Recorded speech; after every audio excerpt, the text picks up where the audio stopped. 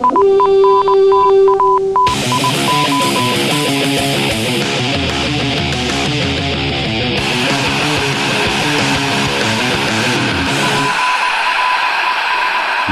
to Norse Code, the #1 podcast for your Minnesota Vikings.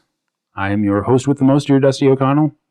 Joining me after a very brief hiatus since last episode is a writer for coldomaha.com, ESPN1500.com, and just a generally useful human, alongside being a Vikings blogger extraordinaire. He's Arif Hassan. How you doing, Arif? Were not for our off-camera, off-mic conversation, I'd be doing fantastically. But I'm not, and it's your fault. you just looked up something on the internet that you wish you had not seen. Which is essentially the story of the internet, but still. In this case, it's not Goatsy. Right. It's just as bad for you, but it's not that.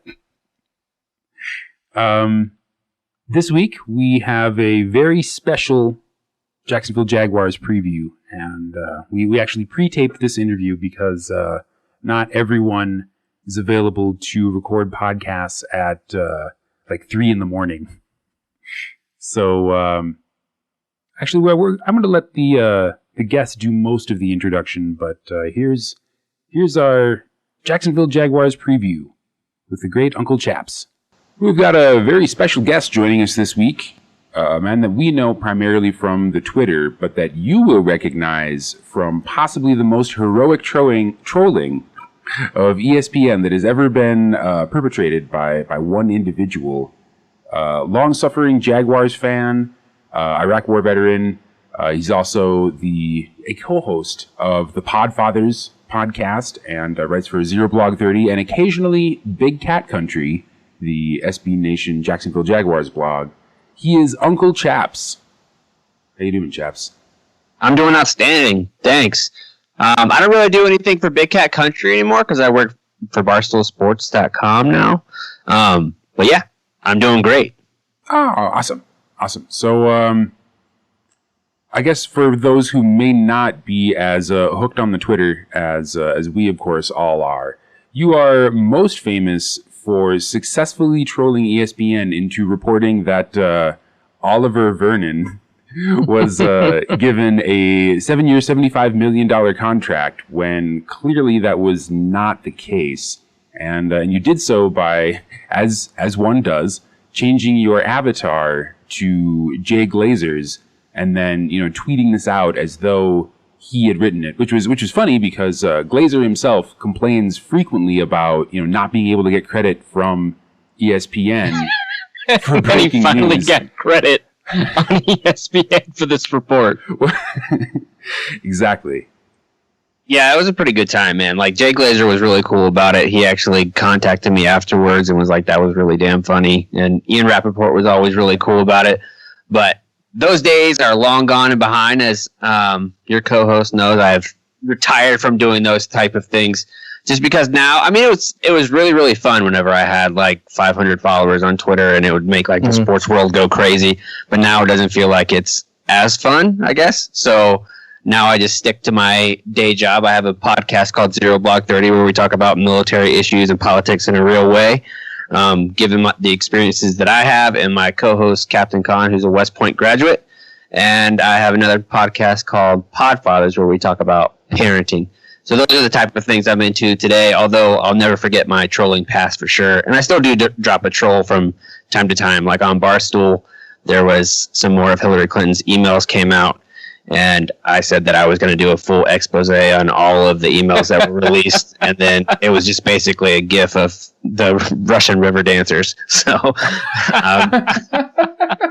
I still have a little bit of troll left in me, and I don't think that'll ever go away completely. Well, and so that's really cool. I do want to ask about Zero Blog 30 in a second, but I guess I just want to know, and I'm sure everyone wants to know. So this basically just got started because you just thought it would be. There's not like an initiating event or like some noble cause. It's just this would be pretty funny, right? For the trolling? For the trolling, yeah. Yeah. Just because I was at the time I was 28 and in school and really bored. I mean, I just started college after getting out of the Marine Corps, and I was bored most of the time. I mean, it was a lot of things that you just kind of knew from like history classes. Like in the Marine Corps, we do a ton of history. So when we're going over World War II, it was like pretty boring to me because I had a pretty good grasp. So instead of paying attention in class, I would tweet like 1,000 times a day. So I would just basically do it to keep myself entertained. It's probably a good thing that I'm like too old to have had like Twitter or Facebook or anything in school, because I would probably not have been able to resist the temptation. So you specifically mentioned how cool Jay Glazer and Ian Rappaport have been given your trolling past. You did not mention Adam Schefter. No, I think Adam would punch me on sight. Would he do that before the ESPN troll, or do you think that was like kind of the last straw and that he's like willingly going to resort to violence now? I honestly don't know, because I've been blocked from Schefter for like 5 years on Twitter. So, and Twitter's new guidelines make it so terrible, because I like work in sports and I have to know, like I put up a blog if something big happens, and not knowing what Schefter says really cuts me out of like 40% of breaking sports news. I have to wait. I have to wait. Like I'll log off, have a fake account that I'll like sign in so I can see Schefter's stuff. I really need Twitter to do me a solid and change that rule back where you can see stuff of people that you're blocked by. You just can't respond to them. So if you had to guess, would you say that Schefter hates you or at Adarn Schefter more? Well, I think because Twitter shuts down the other one and it just keeps recurring back and back, I would say a solid hate more, because because my face is out there. So he's like hating the wind basically when he's hating Aaron Schefter, but he's like hating have a redheaded tattooed dude that actually hate when it's me. So I don't get this. So, and I understand like it's really easy to like press retweet and stuff like that, but still like you don't change your @ when right. you like you just it's the avatar and then like the name that kind of shows up. But like there's no like if someone quote tweeted you, like the link that shows is like Uncle Chaps. Like I get it, but I also like kind of don't get it. Like why? Like why is it so easy? I don't know. I think it's gotten harder. Actually, I think that people pay attention a lot more now than they used to. But I mean, it was just easy, especially if you made it something that was really off the wall or shocking. If it was just something normal, like if you did it on Black Monday and you're like, Gus Bradley got fired, like people would be like, yeah, well, that makes sense. But if it's something shocking, like Olivier Vernon getting a god-awfully large contract, then that catches people's attention and they're more likely to quickly smash that RT button. Yeah. Gotta get those reactions in before everyone else does. So, I guess, so every time, or not every time, but most of the time this happens, you get something going, you end up, redirecting people into, a charity. Could you tell us a little bit about that? Yeah, I usually do Canines for Warriors. It's located outside of Jacksonville, and they're a great organization that guys and girls that are suffering from PTSD, they will train service dogs for them. And because a lot of people will visit my page during those times or when I used to do it. And so and I think that's how people didn't hate me as much as somebody like Aaron Schefter, because it was all just in good fun, and football Twitter by and large had a good time with it. But anytime that I can use my voice at all or platform at all to bring about good causes, I try to do that. Okay. So you talk a lot about your history of the military, like on July 4th. You talk a lot about sort of the impact that PTSD can have. On Veterans Day, you talk about your experiences. On Twitter, you used to be a little bit more active, if I remember correctly. You don't seem as active now, but I remember whenever like discussions about politics would come up, especially when it came up. Especially when veterans issues came up, you'd always like provide like your unique perspective. This is like pretty like core to the way that you interact with the world. was it like a relief to start up Zero Block 30? Is it something that's just very important for you to maybe not get off your chest, but like contribute in a way that I don't think that there's like a lot of discussion of? Yeah, and I think that that's something that I'm really proud of with Zero Block 30, and it's hard for me at times to not give all my takes out on a political thing that's happening in real time like I used to, but now I try to be more thoughtful about how I go about it, and that's what I use Zero Block 30 for. And we talk about, everything. We talk about PTSD, depression, we talked about the cabinet positions, what we thought about General Mattis, what we think about General Petraeus, how those guys' combat decisions affected our lives for 15, 20 years, 30, 40 years down the road.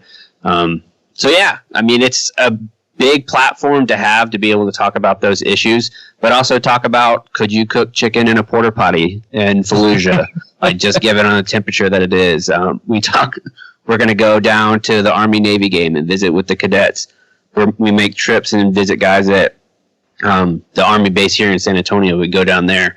So it's just a really good platform, and I feel great to be able to not really give back, but just to kind of be one of the voices. And that's why I think Zero Block 30 is working, because Connor, my co-host, he has a different perspective than I do. And I didn't want to get in the position where people thought that I was speaking on behalf of all veterans, because we're just as varied as any other demographic. So Connor does a good job of balancing me out. I'm a little bit more liberal. He's a little bit more conservative. But usually when we have disagreements, we do it cordially and respectfully. Yeah, I was going to ask about that because, Dusty and I, our podcast is basically, we just like to agree at each other for like 2 hours. So I was wondering if especially for like a political podcast, it might be more interesting if Connor came at it with a different perspective. How'd you hook up with Connor to do this? He was actually co-hosting another podcast on KFC radio called the No Quitters Pod, and he reached out to me that he had a story whenever I was first starting Zero Block 30, because originally I was going to do it with just rotating guests and just have a different veteran on every week to kind of tell me what they did. But Connor and our perspective was so different, and he could voice his intelligently because he went to West Point, and we had different views, but we're respectful to one another. So instead of having him as like the second guest, I asked him back again, and people really liked our dynamic. So then I just asked him to come aboard as like a full-time co-host, and it's been good. Oh, that's really cool. Dusty, do you have any other questions? Not non-football related questions. I hear you're a Jaguars fan. I am, yes. My condolences. Thank you very much. I appreciate that. Are you originally from Duval County, or? I am. I was born in Jacksonville. My dad was a Navy dude, so we moved around a lot, but I was born in Jacksonville and spent some time there in like middle school and stuff too. So I was there for the birth of the Jaguars. Oh, that must have been like, what was that like? Becoming a Jacksonville fan, as during its inception, and then just like moving around the country, staying a Jacksonville fan. Yeah, I think it came about when I was in the 6th grade. So I didn't really have, because I had moved from Jacksonville to Maryland, back to Jacksonville and Italy, I didn't really have a team that I would have considered my own, really. I was a sports fan, but I primarily watched college football. I grew up a huge Florida State guy. So whenever Jacksonville came there, and you saw like all across, not just Duval County, but the surrounding counties as well, just like Jaguar fever kind of exploded, and everybody was stoked. I wore Jacksonville Jaguar shoes, sweatshirts, like anything that had a Jaguar on it. And remember, like the very first logo would basically look like the Jaguar car logo, and they got like a cease and desist from Jaguar, and they're like, no. So that should have been like a premonition of what it was going to be like to be a Jaguar fan, where you think you're going to have something awesome, and then it's like, nah, man, this is not actually going to be good. You're going to have to change it to something terrible. So. Which is, Gus Bradley in 1995. We should have known about it, right? The history goes all the way back. Well, so it's so there's something, and you've been a part of it, but it's got like its own culture. But there's something about the Jaguars is like this Jaguars Twitter in a way that I don't think there's like a Chiefs Twitter, an Eagles Twitter, or a Vikings Twitter in the same way. yeah, there's a bunch of people on Twitter who are like interested in the Vikings and have their own bad takes about our stupid team. But like, Jaguars Twitter is like its own thing. Is that like a collective trauma? Like, what? Why is it its own thing?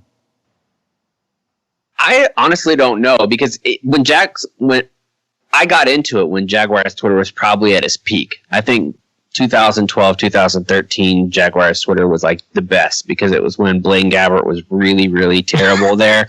And you had a guy with Malarkey as the last name as the head coach that you knew was going to get fired the moment that he was hired.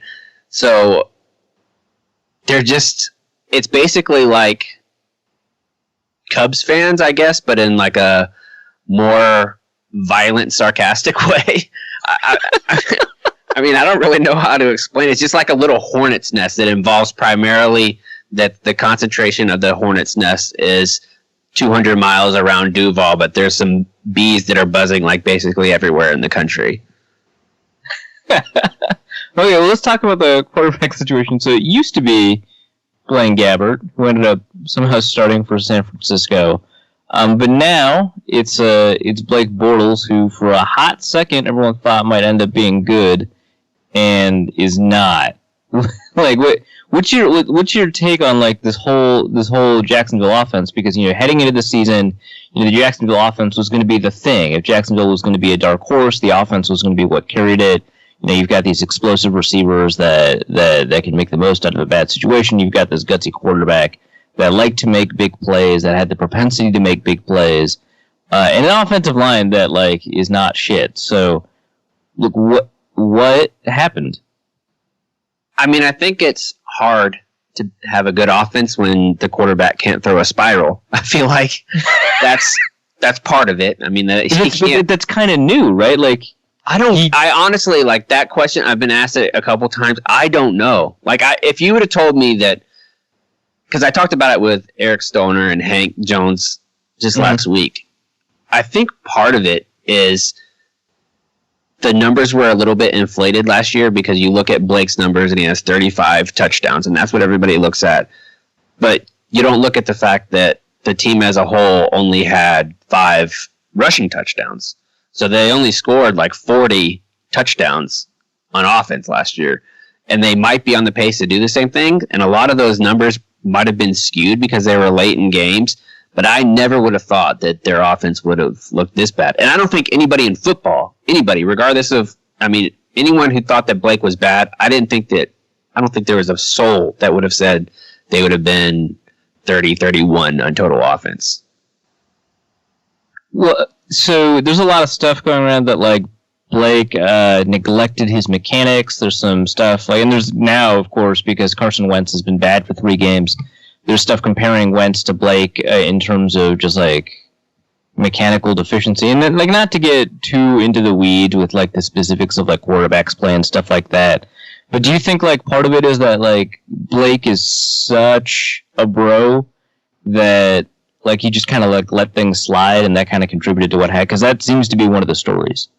I don't think so, because I'm pretty good pals with one of his good friends in Jacksonville, and he tells me that Blake worked just as hard this offseason as he did the one before. It wasn't as open about it, where he was getting NFL.com pieces done about the fact that he was working with a QB coach, but he worked and threw with the wide receivers still. I think that it just, sometimes there's things that just can't be explained, and I don't think it was a lack of preparation on his part, or that you hear reports now in Jacksonville that he's constantly out drinking. I think sometimes people just become bad. I mean, was that the way you would explain like Josh Freeman? I mean, that's exactly how I would explain Josh Freeman. But the thing about it is that Josh Freeman and Blake had great offensive numbers the first year with Greg Olsen, and then they both had catastrophic drop-offs the second year. And he was like that with Carr, too. Carr didn't look as good his second year with Olsen, or like the year after. So, right. I don't know. Maybe Greg Olsen is the QB whisperer one year, and then his team fucking hates him, because that was the impression that I got from a lot of the Jaguars players, that Greg Olsen just flat out wasn't liked by the offense. It's kind of like the Rob Ryan of offense then, because Rob Ryan's always great year one. Yeah, I mean, maybe. I don't know why those guys keep getting jobs. I mean, that's what it's going to be.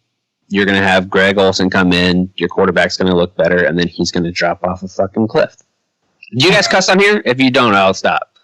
No, it's fine. We'll just put an explicit tag on it. Yeah, we used to not cuss so that we get like higher rankings in iTunes. That was like years ago. So. Oh, okay. Yeah, we're fine. Don't worry. Besides, we want to keep the essential chaps for the interview too. So just keep going, man. So the offense is like kind of falling apart. Marquise Lee is the best. Is that right? Is Marquise Lee the best receiver?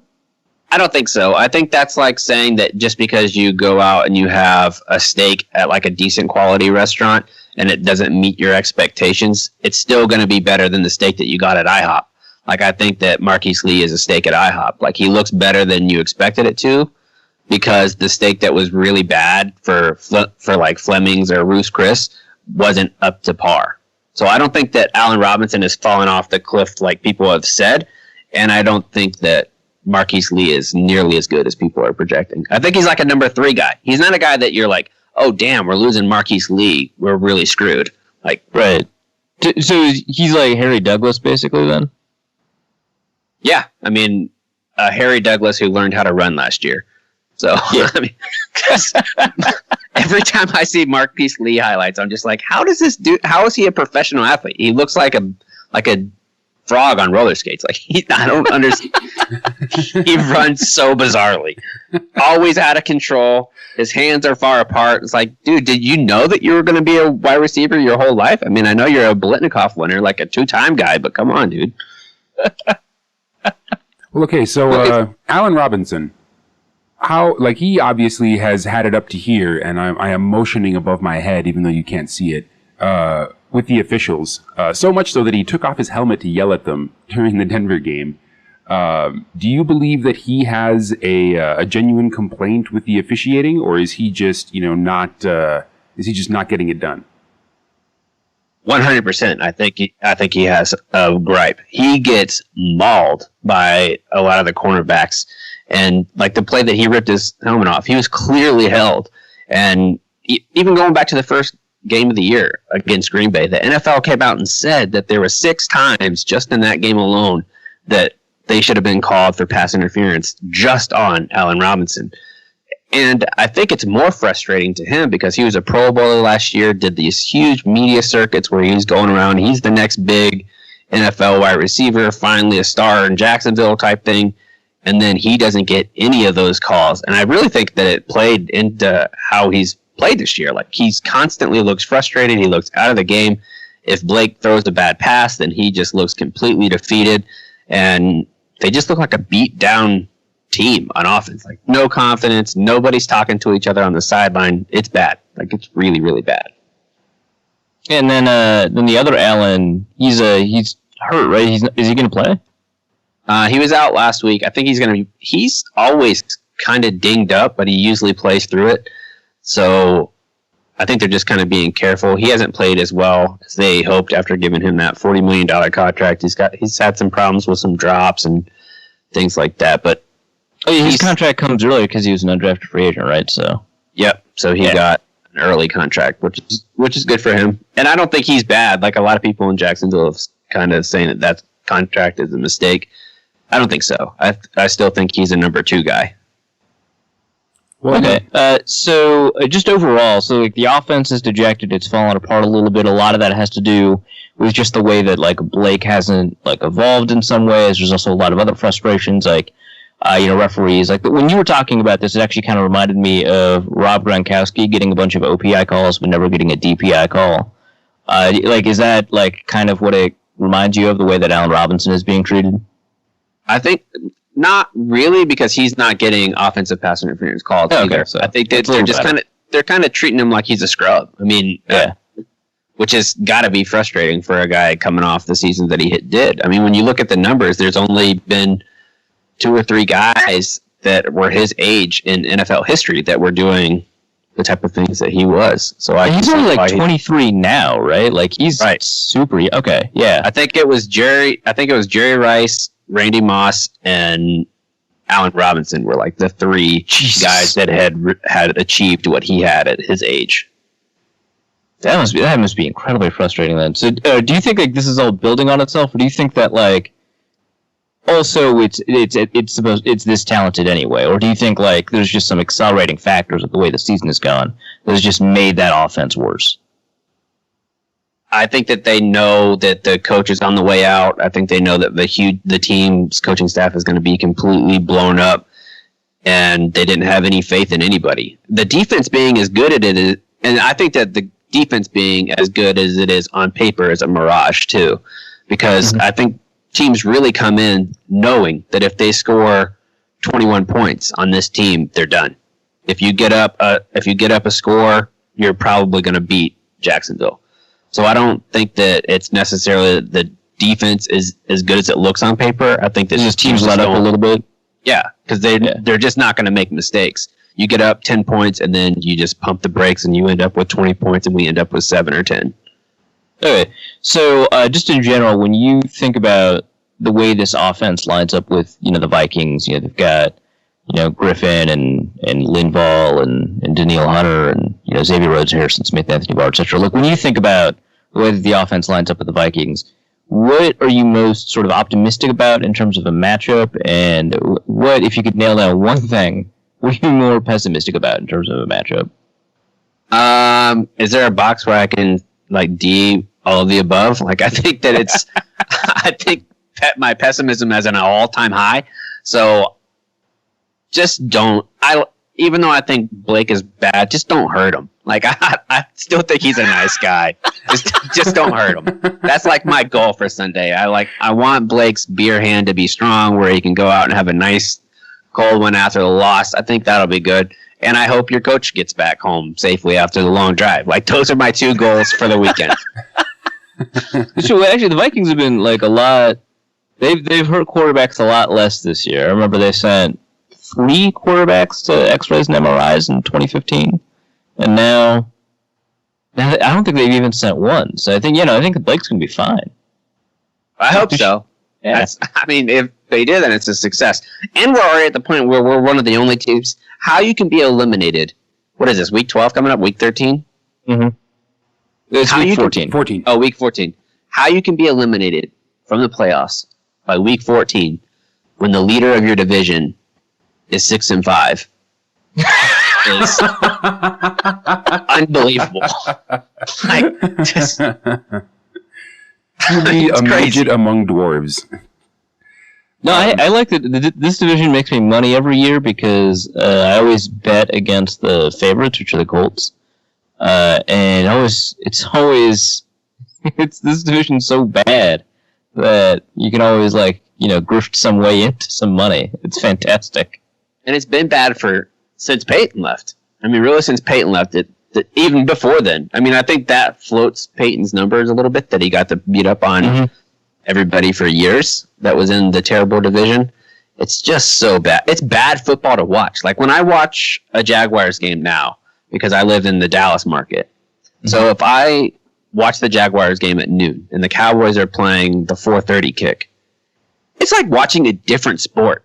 What are they doing? Why are they throwing the ball 30 yards in the air? Are you even allowed to do that? They're going to bring that back.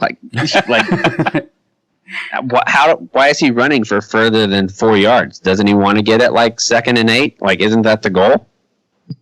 Gotta stay on schedule, man. What is this? You can't get a first down on a first down. That's bananas. Why would you even try?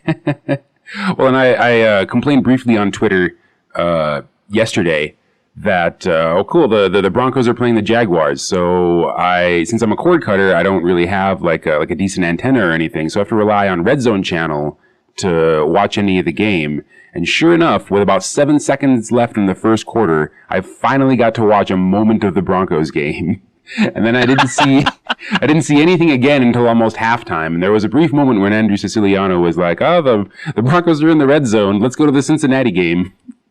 All right, fun fact for you. Jacksonville didn't take 1 snap in the red zone all game. Well, I didn't see it, so that seems reasonable. Because the only score that Blake had was a 27-yard run. So they weren't even in the red zone for that play. They had a touchdown, but there was no red zone snaps. Literally no one was expecting Blake Bortles to run into the end zone. Yeah, I mean, he's good at running, so why would he ever do it?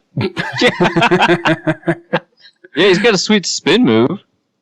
Yeah, he's spin move and then kind of throw it out of bounds, like, or across the middle, and then pick up some grass and throw it and bite your tongue. That's like his trademark move. Like, if there was a Jordan move that's going to be on his shoes, it'll need to be like a gif of him, like, throwing grass. So does it matter to you that Chris Ivory is probably going to be out? He was out against Denver, and he's probably going to be out against Minnesota. Does it matter to you that you've got TJ Yeldon instead, or is this just rearranging deck chairs on the Titanic? I mean, they could bring back Fred Taylor from the booth, and I wouldn't care at this point. Like, they can have bring back James Taylor, see what Natron Means is up to. Like, James Stewart, bring him back. I don't care. Like, they could play anybody. It doesn't matter to me because I don't think Ivory will be back. If not this year, then next year. So his basically one good year as a Jaguars guy was been injured by either a swollen penis or something like that in like week 4 or whatever he's going through now. I mean, Chris Ivy doesn't matter. Just can you guys make a call and get Denard Robinson off my team, please? Like at some point, like, can we stop the Denard Robinson trial? Are people still people aren't like excited about him anymore, right? They're just dealing with it. I'm happy every time Denard Robinson has a touch and doesn't fumble. Like, that's a win. Like, I think you chalk that up as a win because last year there was a time where he had 3 fumbles and 11 snaps. Which is not good. That seems like a lot of fumbles. Bad. I'm not a Saber Matrix guy, but that's not good.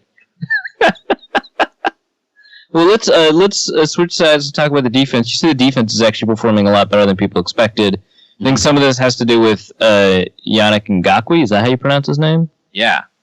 Yannick, he's looked pretty good, man. Like, I like him. He's not a guy that has 40 moves in his arsenal, but what he does is a speed rusher. He does pretty well, and he does a good job cleaning up. Who doesn't do well is Dante Fowler. Dante Fowler is terrible. Straight up terrible. And the bright spot for us on defense is definitely Jalen Ramsey. I think Jalen Ramsey is as advertised. He's very good. Yeah, well, okay, so there's like 3 things I know about Jalen Ramsey. 1, he started a beef with Steve Smith, and I think he actually came out ahead. I think so too. Yeah. 2, he's extremely good. 3, he was like crying on the sideline like a couple weeks ago. He's just like sick of losing or something. Is that what the clip is? Yeah, like he is my heart, man. So fed up of losing because he's not like in high school and college. Like he won national championship at FSU and was always a good player there. They always had a good team. While him and Telvin Smith, another good player for the Jaguars, they had, and he was just fed up with it. I think. And I like that. I mean, I like that he's that passionate and wants to win. That's the kind of guy that you want to have to build your team around. And at his draft spot, they're building around him. So, hopefully. I don't know. Yeah, right. Yeah, if that continues. Well, so you also have... So I remember, I was a big fan of the Ngakoue pick. I'm glad I'm right for personal reasons because I like being right. People are very excited about Jalen Ramsey. Turns out they were right about that. What's up with Miles Jack? I don't know. I don't know why they're using him. If it's a matter of use, if he's just not. This coaching staff has an amazing love affair with Paul Posluszny for some reason. So I think they're not putting Jack. I think he would be best at Mike linebacker. Mm-hmm. So they're not going to put him there because Paz plays there, and he's like the coach's darling. And I don't think no matter how many times he's the last staff's like albatross too, right? Like they loved him too. Yeah, I think it's just because he's essentially a coach on the field and he gets people lined up in the right spot. The problem is that he's lined up where he should be. He's just not fast enough to make the play. He gets outran all the time. He can't, if they do stretch plays, he's always out of position because he's slow. It's not because he starts in the wrong spot. It's just that he's not good enough or fast enough to get there anymore. And if you use a tight end over the middle and go right at pause, you will get a first down. I mean, it's 3rd and 12, doesn't matter. Even if it's Jason Witten, he's going to get it. Like, he's going to blow past Posluszny in coverage. Paul Posluszny, that definitely sounds like Chad Greenway then. So yeah, I'm glad you get to deal with that. Then, so Telvin Smith, I know a lot of people in Jaguars Twitter like him a lot. I know that he's got, he's like relatively pretty flawed. But like as a 218-pound guy entering the draft, I had figured that he would be sort of like a coverage linebacker, and he's not, right? He's like a run defense linebacker. He's definitely and he's probably worse, shockingly, at coverage. But he is pretty good at stopping the run. He's really good at blowing up screenplays. He always seems to find the back there. So I don't have any problems with Telvin. I think that Telvin is good, and I think he's going to be there for a while. I like Telvin Smith, and his attitude is great too. Okay, and then like one other specific player I want to talk about before I talk about like sort of the defense as a whole is Malik Jackson. How do you think that he's been doing? Thank God you didn't say Julius Thomas. Malik Jackson is. I think he's been really good. He's not getting the sacks that you would expect from a $90 million guy, but he's an interior disruptor. He's made some plays like a couple weeks ago where he chased down Tyrod Taylor on the sideline and didn't even have the angle and caught him. So he's been a really good player. I think that he's going to get shit on over the course of his contract because he's not going to be worth $90 million. But what the fans expect to see from a $90 million guy that's on the interior of the offensive or defensive line probably is never going to happen. So fans going to look at the stacks and be like, we're paying him $90 million, and he has 4 sacks this year. Winning 4 sacks from interior defensive spot is pretty good. So I'm happy with Malik Jackson. So this is something I'm kind of interested in terms of like a matchup along with that defensive line. Because I know you're like upset with Dante Fowler, and it sounds like Ngakoue is like a pass rush specialist at this point. But I'm kind of curious about the run. So before I think these last 2 weeks, the Vikings had the worst running game since the 1953 New York Giants, at least by yards per carry. They have since improved it to having the worst running game since like some 1970s Texas team. I assume the Dallas Cowboys. I don't think there was another Texas team. But like some 1970s team. Do you see the running game for the Vikings like approaching the 1980s in terms of awfulness, or do you think it's regressing back to the 1950s after it goes to Jacksonville? Probably back to the 1950s because their run defense is pretty good because they don't have anybody that can rush the passer. So even if you're doing like play action, they're basically just going to act like you're running anyway. So it's just an all run defense. So they just kind of put their arms out and tackle everybody that comes out and just gives the quarterback as much time as they can. It's been working out. So that's what I expect to continue. Okay, so if they're not getting that much pressure, so are they not putting a lot of pressure on offensive lines to get to the quarterback aside from like, you know, generally like what Jackson or Ngakoue can do? Does the Vikings offensive line end up looking good by comparison in this game, do you think? Probably so. I mean, I think that the defense looks decent. They don't look dominant. I think that no matter who they play, they're going to play to the same level. I can't imagine them winning a game at this point. So anything like positive, I don't want to even put that little seed into my own little brain because I don't want to be happy for half a second on Sunday. I want to go in miserable knowing that you guys are going to beat us with an injured Sam Bradford with the worst running attack since the 1950s, and our high-flying offense is going to end up in the hospital. That's what I think is going to happen. So, well, so it's been nice talking to you, man. I feel a lot better about the Vikings now. You should. I mean, because you guys at least had hope. Like, well, I guess we had hope. We had hope until like, I think my hope was gone at week 3. I think that. I was about to say like week 4 maybe, but yeah. It's all right. It's been rough. Well, so you're not even willing to give the Jaguars that much credit for being able to more or less stay in the game against Denver. And no, because I think that the teams call off the dogs. I think when they get a lead, they're just like, okay, it's basically like parking the bus in soccer. Like you have a 2-goal lead, and so you just kind of kick the ball around. You're going to punt it to us and make sure that we're getting it inside our own 20 like we usually do.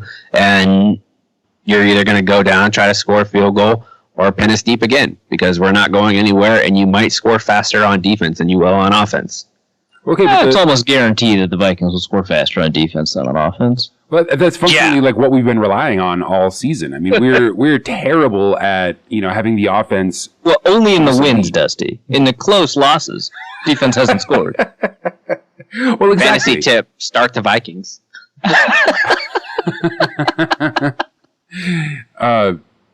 So do you anticipate that that Jacksonville will do anything defensively? I mean, they've had really good defensive games. Like I'm saying, on paper, they held Paxton Lynch to 106 yards or something crazy like that. They had less yards total the Denver Broncos did this week than in any game that Tim Tebow started for them. Like they had 216 total yards. So the defense on paper looks good. I just don't expect. It might be different. It might be a good game because y'all's running attack is so bad that Sam Bradford might have to throw a lot, and maybe Jalen will get his first pick. Maybe that'll be the bright spot. Jalen will get his first interception. But other than that, I don't have a bright spot left in my body. I mean, well, okay, that's fair. What comes next for Jacksonville then? Let's move on from like the game review because okay. What comes next? So they fire Gus Bradley, right? Presumably this year. Yeah, Gus Bradley, dead man walking. Right. Then do you think that they hire someone in a similar mold, like not necessarily a defensive coach, but like someone's like, he gets players excited and he comes from a system that we know works because the Seahawks system, it's gotten to them to like 3 or 4 Super Bowls or whatever. Do you think it'll be along those lines, or do you think it's just going to be like some dude you never heard of, some dude from college? Like what do you think is going to happen? What do you want to happen? Ideally for me, the ideal hire that we would make would be Todd Haley. I think Todd Haley would be great because he's been an offensive coordinator. His offense in Pittsburgh has done really well. I think he was an underrated coach while he was at Kansas City. I think he's been at Pittsburgh for 4 years now. Mm-hmm. I think he's ready to take that jump. And if anybody can help fix Todd Haley or Blake Bortles, it would be Todd Haley. And if not Todd Haley, then I would like to see Jim Bob Cooter because what he's done with Matt Stafford has been pretty incredible. Matt Stafford's transformation under Cooter has been great. And for a selfish reason, because I work at Barstool, I would love to make shirts that say it's Cooter time in Jacksonville. Love it. So second chance, that would be the second chance, right, for Todd Haley? Right. Yeah. What about Josh McDaniels? I would be okay with Josh McDaniels, but I would be more okay with Todd Haley because I think Josh McDaniels is a great coach, but I just kind of worried that Bill Belichick does everything. It's Bill Belichick's team, and I would prefer Todd Haley. Todd Haley, Jim Bob Cooter, or another retread. But sure, McDaniels fits that too. That would be fine with me. Okay, so in a no college guy at all, no young up and coming offensive coordinator, no experience. What about this imaginary scenario? It's an older guy, say 50, but he's been coaching high school ball his whole life. You just pick like some high school coach from like Arkansas, so like Gus Malzahn, but before he's Gus Malzahn. I feel like you can do that if you're damn near any other team but Jacksonville. If Jacksonville did that, I would fly there and help them pack the Mayflower trucks. Like straight up, I would help them get the passports in order, all the tax stuff. Like just move them to London already. Okay, so did you start the rumor that the Jaguars might be taking a look at Tom Coughlin? No, I didn't, but it is great, isn't it? That's a good rumor. If he comes in as president of if he comes in as president of football operations, I'm cool with it. But if you try to put Tom Coughlin back on the sidelines in Jacksonville, it's just basically admitting defeat. Like, I don't think that you can do that. But does he die in Jacksonville if he becomes the head coach? Do you think? Like on the side, like during a game? I mean, I guess the odds are greatly increased if he does for sure. I mean, he'd be 72. I think something like that, yeah. 71, 72. I don't know. And he's a much different 72 than Pete Carroll is. Right. He's an old 72. Yeah. Yeah, he's like a World War II veteran, 72. Like, he's 72 and seen some shit. Yeah, he doesn't really attack with an enthusiasm unknown to mankind in the same way. I don't think he's had a kale shake in his entire life. Like, he's not the same guy as Pete Carroll. And I don't think that he denies 9/11 happened, so. Right, yeah, so pretty different from Pete Carroll in a couple of respects. Yeah. Although you hear him tell it, he was just asking some questions. Right. Just throwing it out there, just seeing what sticks. The man wants answers. This is my favorite coaching anecdote of any coach, maybe of all friggin' time. Right? Because he asked like a general in the Pentagon. Yeah. Like, well, what do you think really happened? So when you guys had to do all those repairs and shit around here, was that real? I know, it seems like an awful long way to go for a prank. Yeah. Man, he's perfect for Seattle, man. So many reasons he's perfect for Seattle. All right, well, is there anything you want to add, like anything about the game that you're like, here's my prediction, anything about the Jaguars, anything more about Zero Block 30 or a charity that you want to talk about? Nope, just tune in to Zero Block 30. It's doing good things. We're going to be coming up, going places, and we have Zero Block 30 shirts if you're interested, and those proceeds go to Canines for Warriors, and we're going to try to be getting involved with more veterans charities and things like that. So tune in to Zero Block 30, read Barstool Sports, and if you're a dad and you don't care about the military at all, listen to Podfathers. We talk about everything. If you're about to have a kid, listen to Podfathers. It's good too. Thanks for having me on, fellas. I appreciate it. I do have Go one Vikings question. this week. I don't want to win. Go Vikings. I do have one question for you before we let you go. Okay. How old is Blake Bortles really? Ooh. I think that he's younger than 40. I'm not sure like how exact old he is, but I would say younger than 40. I would put money on that. But we can all agree that he's not actually 24, right? If he is, he's the oldest 24. Like he might be like Tom Coughlin's grandson. Like that might be. I was just thinking that. Like he went out to eat with Tom Coughlin when he was young, and Tom Coughlin told him all his war stories, and Blake's hair just started to go when he was like 11. The beard started coming in at like 12. Yeah. Oh man, poor Blake, dude. Because I like him. He's a good guy, and he's nice to the fans. Like he's real chill with everybody in Jacksonville. But dude, come on, man. He seems so cool, but it was bad. Blaine Gabbert was much easier to hate. Easier. Well, he just like blocked everyone on Twitter, and then he didn't. He just kind of which was fantastic because then you can tweet them whenever you want. Like I avoid adding players because I think that's rude. Like they're people too, like, and they already had a bad game, so I avoid like adding the players that they're performing badly.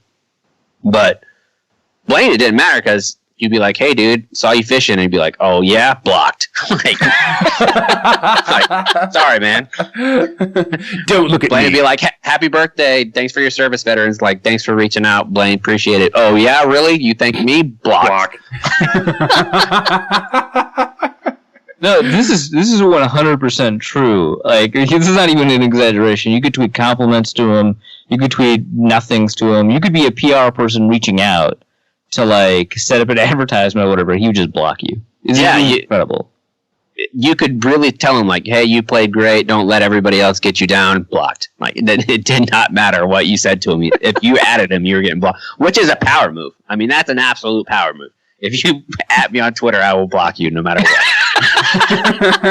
Kind of the antithesis of what the platform is for, but I respect it. I'm using this medium in its intended way. Block. Block. How dare you at me on this website? Maybe he's just nude all the time. Because I have that standing rule. Don't at me while I'm nude. Don't at when you're nude, yeah. Yeah. So maybe he just goes around nude. That's probably it. Yeah. All right, man. I appreciate you having you on. This was a lot of fun. Thanks, guys. Appreciate it. And that's Uncle Chaps, at Uncle Chaps on Twitter. You can find ZeroBlog30 and the Podfathers on the Podcast One network. Podcast1.com/thepodfathers or podcast1.com/ZeroBlog30. And we're back. That was fantastic. Yeah, it was good stuff. Chaps is a fantastic guest, and he has a pretty cool like life story. And I love that he having worked with explosive sniffing dogs in the military. That's his big charity push now is canine support for veterans. Yeah, no, it's I don't know. Chaps is just a super interesting person just in general, and a lot of people are aware of his internet presence and stuff like that, and a lot of people have come away with the idea that he's a jackass and that he's whatever. But he's a super cool person, and I think that's just it. He's a really nice guy, but not in the way that you're using it to blunt criticism. He's a jackass, but he's a really nice guy. No, he's a genuinely good person. Oh, he's yeah, exactly. Genuinely nice. Genuinely down on the Jaguars. Yeah, quite that for sure. But especially now, what Jaguars fan isn't? And he correctly answered my how old is Blake Bortles question. No one really. I wonder if Blake even knows. I wouldn't be surprised if that's information that he intentionally hoped to never learn. he's like those Dominican baseball players that lie about being 13 when they're 17, and then they get to be in their mid to late 20s, and they kind of they go full George Costanza and they start believing the lie. Yeah, right, exactly. And they're really confused as to why they're aging out as a rookie in the major league. Exactly. What is this? Why are my joints getting stiff? Well, let's take a look at the mailbag. I basically did one call for mailbags since we're basically recording 2 episodes in less than 2 days, and I divided it so that the joke questions or the off-topic questions would be in the longer episode, so people can be disgusted by it and turn it off, and then we can give them a tighter dose of content in this episode. So, actually, let's start with the one kind of silly question. Mike at MikeFWS on Twitter writes, should Slick Rick, aka Secret Squirrel, I like that, Spielman, have been fired instead of Leslie Frazier? I really enjoyed the Secret Squirrel cartoon. I enjoyed that a lot. Just putting that out there before I answer the question. No, Leslie Frazier was definitely an awful coach. And I think that the worst you could say about Spielman is that he has missed on a critical error of the team, but he is not genuinely awful in all aspects. And I think that Frazier was genuinely awful. His play design was awful. His ability to motivate players was awful. His ability to enforce on-field discipline was awful. His contribution to talent evaluation was awful. He was just not a good coach. Great person. Not a good. This is that instance where we blunt a criticism by saying they're a nice guy. But he is. This is the opposite of that. And players liked Leslie Frazier, which they did. I don't know if they'd run through a wall for him or whatever, but they definitely liked him. Adrian Peterson was really upset, for example, when Frazier was fired. But yeah, there's no question that Frazier was bad. There's certainly a question of how good or bad Rick Spielman is. But I really think if you take a look at all of the success the defense has, I don't think you can just say it's because of Zimmer, because these are not untalented players. These are players that Spielman maneuvered around in the draft for and evaluated. Zimmer was a critical part of evaluating, for example, Anthony Barr. But Spielman played the game masterfully in that draft and got both Barr and Teddy, and didn't panic and traded down when he needed to, traded up when he needed to, and stuff like that. He did a great job in that draft. He also, grabbed Xavier Rhodes, who's becoming a top-level corner. He grabbed Harrison Smith, who's a top safety. He grabbed all these players that I think a lot of GMs would, have missed out on or would have misevaluated in terms of where they would go and just not grab them. For example, I wanted Eric Hendricks to be drafted in the first round. I don't like the Trey Waynes pick, but, he was able to, take the player that he wanted, which is not really turning out yet, we'll see, and grab a player that we know to be good, like Eric Hendricks, in the second round. So Spielman has been good, and I think that any criticism of Spielman in terms of the offensive line needs to kind of not include this year. The results of this, what has led to this year are his fault, right? But I don't think anything he did this year is like really at fault. Like, yeah, maybe not Willie Beavers. Maybe you should have grabbed, whoever was drafted after him. That's a good offensive lineman. I don't know if there were even any. But what are you supposed to do? Carry 11 offensive linemen on your team? Like, right, exactly. He made offseason moves. Like, he got Alex Boone. That's great. He got Andre Smith, which, that didn't work out. Phil Lodeholt, he retired. I don't think that was as easy to anticipate as a lot of people were saying. He extended Mike Harris, and then Mike Harris had like this mysterious illness or whatever. It's an offensive line that entering the offseason had 10 players on it that have played 16 game seasons. Not just started, but started all 16 games in this season. Like, they all started 16 game seasons. And so, it was an offensive line that was really deep, that, a genuine competition would have produced the best players and would have been better. So I wouldn't say that his moves this year are worthy of criticism. It's his underinvestment earlier on, his misevaluation maybe of the Matt Khalil extension, which they didn't offer this year. They had to offer in the offseason of last year because of the way those rules work out. They misplayed it because they thought they'd be able to negotiate Khalil down for a smaller amount, and they were wrong. That's his fault, right? It's his fault that, they didn't draft any offensive linemen outside of, TJ Clemmings in the first couple of rounds the past couple of years. That's fine. But I think that it was kind of a perfect storm of events that led to all these problems. I don't blame him for Teddy's injury. I kind of blame him for the amount of cap space that Adrian takes up, but I think most people would have made the same moves. I don't blame him for Khalil being injured, even though, like, a lot of people will say, it's easy to anticipate Khalil being injured, and I was worried about it, but, he hadn't missed a game, right? Or Andre Smith getting injured. Like, he was bad, and that sucks, and you kind of misevaluated him, but I don't think it was easy to anticipate that. And I don't think it was easy to anticipate that, plus Lodeholt retiring. Like, the odds of all three happening are really low. And then you had the Mike Harris thing. Then you have, like, these two games where Berger's out, and you also have, I guess Sullivan wasn't up to it. That might be a Sperano thing, who knows? So Spielman's fine. And, if you like Sam Bradford, Spielman, right? Like, that's him again. A lot of talented players on defense. A lot of it helped in part by an evaluation that Mike Zimmer contributed to, but also, like, he grabbed them. Like, he gets credit for that. Well, okay, so what if you don't like the Bradford trade? And, we kind of talked last week and then touched on a little bit in yesterday's episode. It's hard to, if you're going to take a moonshot, then you can't really, well, I guess you can hold Spielman responsible for the trade not working out, but that doesn't necessarily seem like it's Bradford's fault. Okay. So at the end of the day, let's knock on wood first, and then ask the hypothetical question, what if the Vikings don't win out and don't make the playoffs? Is losing a first-round draft pick so catastrophic that we need to get rid of Spielman? Yeah, I think the answer is no. Yeah, that's it. Yeah. There's been a lot of good GMs that haven't had a first-round pick for whatever reason. Right? Like Bill Belichick, has been docked first-round picks more than once, I think. And then also is not good at using them. Like, I think his first-round picks have been bad.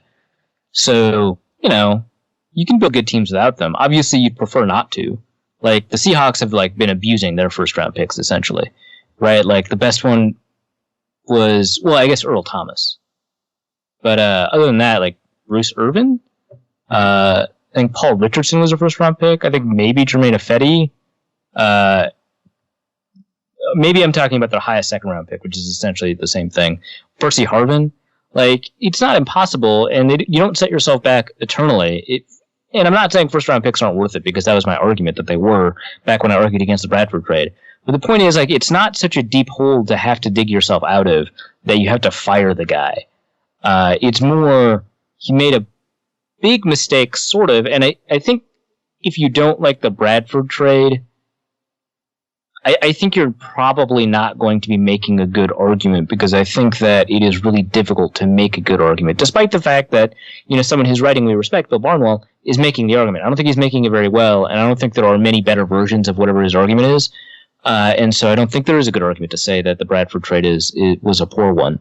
I mean, if they miss the playoffs, which, seems increasingly likely at this point, it's not that the trade was bad. It's that, just like shit happens in football. And if the trade was bad, I mean, no one fired John Schneider for like trading for Percy Harvin. They happened to hit on a really good team that has a strong defense and a young up-and-coming quarterback. And oh, hey, look at that. Like, that's exactly what the Vikings have. So, yeah, I mean, it's not fireable. So I would, yeah, it's definitely easier to say they should not have fired Spielman back when they fired Frazier. Like, that's silly. You're silly. Jason E. at Jason E16. Is it a 6? Yes, it is. On Twitter writes in, concerns about Jeff Locke after his struggles last week? Is this going to be a Walsh-like ride? You must not know Jeff Locke very well. But, I mean... this season has been an aberration. Well, I think that's what the question is essentially getting at. Like, did he sell his soul for like 11 games and now we're done? That might be the question. And if that's the question, then wait. Like, maybe he just had a bad game. Well, if that's what happened, then I'm going down to have a talk with the Robot Devil. Right? Like, who sells it for 11? At least 16. Like, I understand if you can't spring for the playoffs, Robot Devil. But, like, 11 is a really unusual number. But, I mean, that's how the Robot Devil rules. He's a capricious sort of fellow. That's true. Those cold, cold hands. And yet hell is so hot.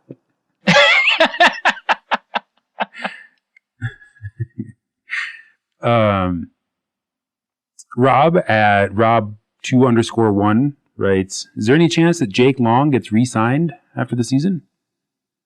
There's definitely a chance. I would say that the chance is maybe 10% or lower. I think that for a team bedeviled, to use that again, by injuries along the offensive line, I think that they're just like not too keen on re-signing people that have definitely had injuries along the offensive line, which is a weird thing to say because it seems increasingly likely, with the view that we have now, that the Vikings may attempt to re-sign Matt Khalil, who has an injury history, but a different kind than Jake Long. I don't think the Vikings re-sign him. I do think that some other teams are going to lose an offensive tackle and kick the tires maybe once more, possibly. And that's it. There you go. Oh, I think we might have one in the inbox. Oh, nope. Sure don't. Well, all right. And that is our brief football-related mailbag. I do have one correction to issue. Last week at the very end of the show, I was talking about the Norse Code Fantasy League, which is now entering the playoffs. I will be in the playoffs for approximately 1 week. It's still better than James and Arif. And I misspoke. I said that me and Manuel's team were the only two teams with less than 1,000 points scored against. But that as of this week, that is no longer true. All right, so let's talk about points against real quick, Dusty. Yeah, I think when we were off camera, we did a little bit of research into who had what degree of points against. What did you discover in your research? Well, first I just wanted to discover like just generally how good my team, because we talked about the strategy of my team, which was to like low ball quarterback, running back one, and to some extent tight end by getting Tyler Eifert, Le'Veon Bell, and Tom Brady at discounts to get good players at earlier spots. Players like Larry Fitzgerald and Allen Robinson, who are good, right? And so I was like, well, how did that strategy actually pan out, even though it like relied on misevaluations from me? Turns out I have the 5th most points scored out of anybody. 6 players make the playoffs. I rank 5th in points scored. The players I selected were good enough. Plus, over the last 5 weeks, I rank 3rd in points scored because I have Tom Brady and Le'Veon Bell and Tyler Eifert because I make good decisions. One decision I could not make was my schedule. I lead the league. I am dead first in points allowed. You know that streak where I rank third over the past 5 games in points for? Yeah, I have a 6-game losing streak. You didn't win any of those games. You're 3-10. None of those games! You finish in 11th place ahead of Brad's team, losing for Dusty, which is aptly named because he managed to have the same record and also the lowest number of total points scored. So thank you, Brad, for your generous contribution to this league. So stupid. I went 3-10 with the 5th most points. I'm so angry that you brought up like points for and points against, because then I became curious. Then I looked it up, and then I cursed the gods. Oh, I enjoy that very much. Well, and you were also you said off camera. You were like, because whoever this happens to in every league always complains about it. Right? It's so easy to turn it off and just be like, yeah, this happens. Like, we didn't select our league to be best ball or most points scored or whatever. We selected our league to be a bunch of head-to-heads, specifically so this would happen. And it happened to you. But then it happened to me. Screw this system. Well, it actually could be worse. I kind of wish that James was here because I would like to ask him how he feels about initiating the missed extra point rule, given that he has missed an extra point in nearly every game this year. And he missed 2 against me. We will not get rid of it. Oh, no, of course not. It's amazing. It makes me cackle every single week right as James is thinking about throwing his phone out the window. This league is so dumb. I love it. It's a fun one. I enjoy it very much. Yeah, I mean, his team isn't really that bad. Other than Mike Nugent, who is terrible. Why would you still have him?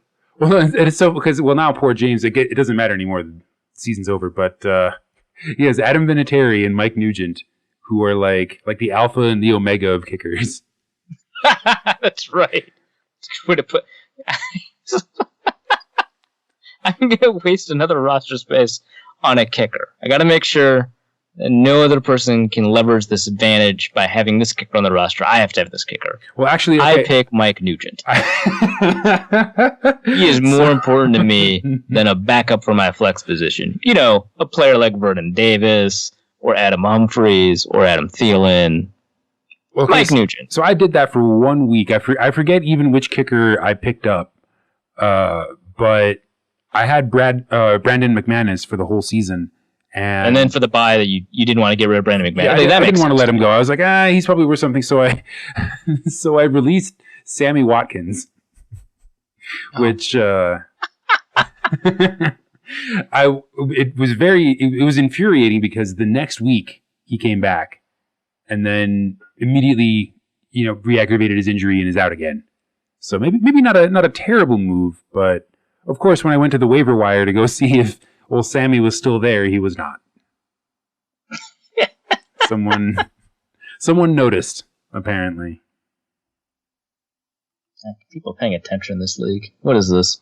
I think a couple of people might be. In my Flea Flicker league, which by the way is my worst league by far. I'm in this league, I think, with CC Norseman and Mark SP18 of the Daily Norseman. And I'm bad at it. We've been running this league for 3 years. It's a keeper league. I think I finished last or second to last in it every single year. I have to do something, and I wouldn't. I made a huge move for Adrian Peterson. That's my biggest problem. I made a huge move for Adrian Peterson this season. Ooh, yeah. It was like Teddy went down. I was like, they're going to run Adrian like 400 times. This makes sense. It seems like reasonable, right? Right. And I didn't anticipate, that in those first 2 games, not only did they not run him like 20 times, he ran for 1.6 yards a carry. And then he got injured. So, and I have Rob Gronkowski in that league, which sounded great. Well, yeah, that I suddenly feel very badly for you. Like, what are you going to do? I don't know, man. That is a league where I have 2 kickers because I just can't bear to let one go, and it's just the worst kind of thinking. It's like, you should not think this way, Arif. It's bad fantasy thinking. It doesn't help you. But it's like, yeah, my kickers are like Gostkowski and Vinatieri. Why would I let one go? Who am I going to let go? I don't want to let any one of these go. Someone's going to pick them up. I'm going to feel bad. That's dumb. I should get rid of Gostkowski. That's exactly. But I'm not going to. That's exactly how I felt about Sammy Watkins. Like before I convinced myself to release him, I just sat there at my computer, just like repeating the word sunk cost fallacy to myself. This isn't real. This is just your head telling you that this guy might have future value, even though he has spent the entire season on your bench. Even if he scores more points than any other player. Yeah, right. You're just not going to be playing him anyway. It doesn't matter. Until the end of the season, he will still be less valuable than 2/3 of the players on your roster. Even if you that's why I still have Randall Cobb in this league, by the way. You're just waiting for him to max out one day. Yeah, right. And he's going to play Seattle this week anyway. It's clear they're not going to do anything, and I should just get rid of him for the running back I don't have. But whatever. Yeah, that at least at the end of this season, we all get to hit reset. Yeah. I'm still going to overvalue Melvin Gordon, though. I think that was my smartest decision this year. Yeah. I made a bunch of smart decisions. Turns out those don't matter, Dusty. Yes, you did, and look where you are now. See, I went with the much more successful make acceptable decisions and then get really lucky strategy. Because everybody knows it's better to be lucky than good. That's true. Everybody knows it, Arif. This is our only... Last year we actually did a Norse Code Fantasy League update at the end of episodes. This is the first time we've actually updated people on the Fantasy League. It's true. I know. It was really an update so much as Arif is angry. But yeah. I know. I wanted to give you, the playoffs are starting, so we can finish out the season with Norse Code League updates. It's me, Ross, Greg, Manuel, and a couple other people. And a couple other people. I don't like that Coffee is Dirt Water is doing really well. Yeah, that... It's frankly offensive. Owned by someone named Eric. Why do we let you into the league, Eric? I know. We might have to have an ownership meeting and maybe move that team somewhere else. Move that team to Vegas. Relegate them to the other fantasy leagues. Exactly. Move them to the fantasy equivalent of the CFL. Oh, well, I don't feel so bad. Their starting quarterback is Colin Kaepernick, and they have AJ Green. Screw you, Eric. You got what you deserved. Yeah, and you know what sucks is that if I survive the first round of the playoffs, I'm probably going to have to play him. If you don't beat him, man, I'm going to be... If you lose to Coffee is Dirt Water, you'll have forsaken the podcast. You don't have to tell me. I know. This is... If there was ever such a thing as a moral victory in fantasy football, this would be it. Right, exactly. Eric. I take great offense. I don't know what I... just looking at his team, I don't really know what I can do to... I guess just hope. Hope beyond hope. It's kind of how all fantasy matchups go, right? You're starting Matt Ryan and Julio Jones. That's good for you. Well, then you scroll down and hope he's starting Mike Nugent. You're like, okay, good, I'm fine. I'll be fine. Minus 50 points. I can swing 50 points. Excellent. yeah, that'll make this less close. No, so that's that. We will return next week. Well, actually, it'll be like one. These Thursday games just screw me up so bad. I felt like we were so far behind on the podcast, but now we're just it's just like it was a normal week. I'm looking forward to getting back to the Sunday football train and not this constant Thursday night game thing. I'll be glad when they're gone. Yeah, it screwed me up too. Ugh. But yeah, next week we will return with a recap of the Jaguars game and then a preview of who do we play next? The Colts? Yeah, sure. Yeah, it's the Colts. And there will probably be some mailbag questions and a fantasy update and lots more fun and games from your friends here at Norse Code. Thanks again to the great Uncle Chaps for not pranking us. Although wouldn't it be hilarious if we lost to the Jaguars? After he was so far down, because that's what Justice Mosqueda does when he's on the show. He's just the Packers are terrible. They should disband the franchise, and then they wreck us by 20 points. Yeah, he does do that. Why haven't we banned him from the show yet? Because it's so much fun when he's on. He's very polarizing too, and that's something that, like, for two people who mostly just like sit here agreeing with each other for 2 hours, it's good to have somebody here to kind of mix things up. And some people just like can't stand his takes, but some people greatly enjoy them. None more than I suspect, and it is kind of my show, so. Yeah, I get. Sure, it's your show. Yeah, I mean, it's a good point. You're the star, but I'm the booker, and that's not Also, really true. I actually think zero that booking. like we've worked some things out, and legally, it's more your show than mine. So hey, well, that's I haven't filed the paperwork yet, so. well, I mean, none of us objected to this proposed framework, especially since you're the one filing the paperwork. Well, I'm just saying, I could just make this a sole proprietorship, and then it would literally be my show, like legally. Yeah, but it's not like I don't have leverage. What are you going to do? Leave? You going to go be on another podcast? Is that what you're going to do? What a ridiculous idea. Are there even any other Vikings podcasts? There's like almost too many now. There's like 6. Even Sage Rosenfels is a Vikings podcast now. Yeah, I don't know what to do. I stopped listening to Vikings podcasts. Sorry, everyone. Well, because you're on all of them already. Like you would spend your entire life like talking and then listening to yourself talk, and then wash, rinse, repeat, and that's no way to live. That's an awful way to live. But yeah, thanks to Uncle Chaps at Uncle Chaps on the Twitter for being on the show, talking Jaguars with us. Thanks to our intrepid producer James for, I guess, arranging this somehow. I don't know what pictures you have or how you're blackmailing him, but thank you for doing it. I'm actually really curious as to what pictures that you have that he hasn't published online. Like, what's so bad that Uncle Chaps is like, no, this cannot reach the internet? Yeah, like, what is he afraid of? As far as I know, nothing. I mean, the man has been to war. He's been shot. He's got a Purple Heart. Like, and he's put naked pics of himself online, I'm pretty sure. Well, this is just who he is, man. I don't know. That's all right. I mean, I guess is that the opposite of the Streisand effect, the Uncle Chaps effect? You just like bring so much attention to something that no one wants to look at it or read about it. No, it's just you've made it like not scarce. Creating an information glut is Uncle Chaps. James also runs the official Norse Code Twitter account at Norse Code DN. The DN stands for DailyNorseman.com, where you can find the entire back catalog of Norse Code episodes, as well as the current ones and show notes, along with the occasional written piece from at Arif and NFL, our very own in-house analyst and future not founder/owner of Norse Code.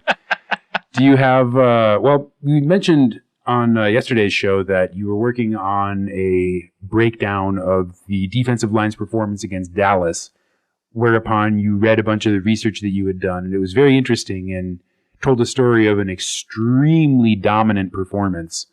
I imagine that'll be published on the soon side. Is there anything else you're working on that you would like to reveal to us in brief?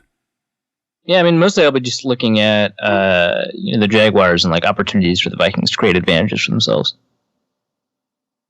Which I think the biggest advantage you can have is just playing the Jaguars. Playing the Jaguars, yeah. We had a question yesterday. Will you please let the Jaguars win? Just let us. We'll take a win any way we can. And I posited the question, would they pick it up if we set it down? We ultimately concluded that no, they would not. Oh, there you go. Facebook page is facebook.com/Daily Norseman.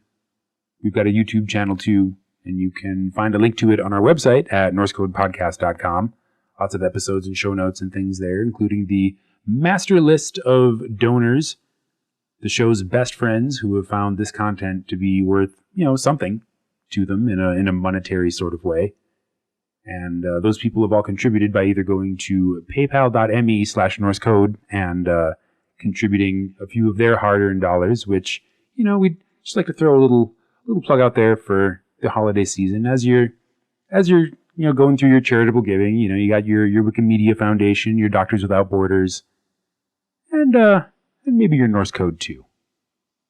But we'd really like it if you would become a sustaining member, recurring sponsor of the show, by going to patreon.com/NorseCode and contributing a recurring monthly amount, we suggest about Tree Fitty, to make sure the lights stay on, the bits keep flowing, and these three intrepid humans can actually have taken in enough money in donations where now we have to pay taxes. So, thank you. That's pretty cool. That's pretty fantastic. It is actually going to reduce my hourly rate significantly below 69 cents an hour. Oh no! Yeah, but it's all in service of the number one podcast for your Minnesota Vikings. So, at least for now, I'm happy to do it. That I think is going to do it for this episode. We'll return next week, but until then, spoons out. Norse Code is the official podcast of the Daily Norseman SB Nation blog and is produced with cooperation from Pompous Jerk Productions. Pompous Jerk Productions. Attitude with attitude. The opinions expressed in this podcast are solely those of their contributors and do not reflect official positions of the Minnesota Vikings, SB Nation, the Daily Norseman staff, or PJP. No information in this podcast should be construed as gambling advice. Please obey all local gaming laws. Our formula is this. We go out, we hit people in the mouth.